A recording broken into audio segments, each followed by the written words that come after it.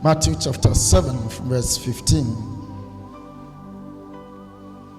So Jesus said to his disciples, beware of false prophets who come to you in sheep's clothing. Beware of false prophets. The prophetic ministry is one ministry that is very important to our lives as Christians. Ministry that should not be underrated. The prophetic ministry. But it's also a ministry that has caused a lot of problems. The prophetic ministry. It's one of the ministries that has caused a lot of problems. Why is it a ministry that should never be undermined?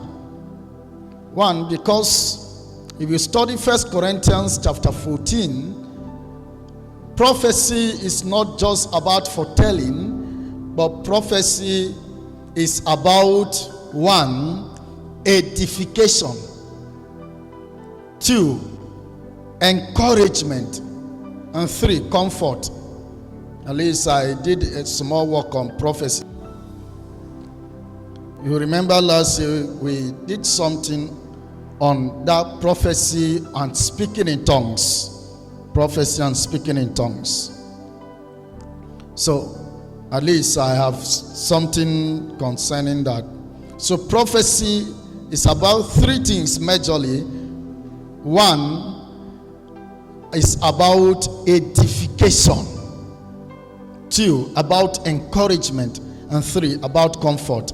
1 Corinthians 14. So the gift of prophecy is not just to foretell, but to edify, to encourage, and to comfort.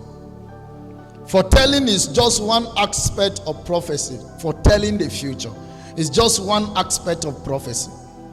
Why it has caused a lot of problems today is because now prophets pay more attention to that aspect of foretelling the future.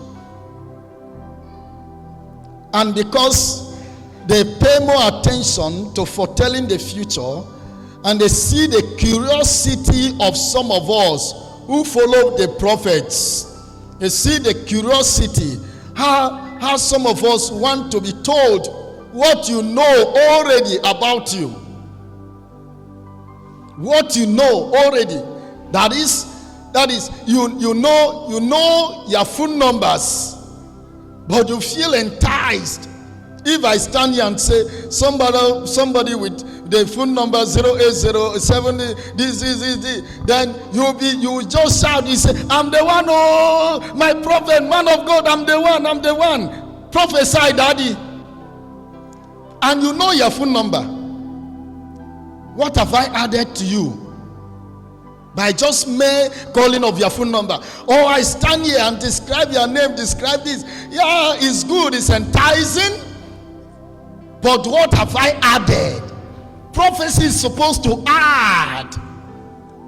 Or sometimes the people who have the gift of prophecy, sometimes instead of receiving message and using the message to encourage, you use the message to frighten.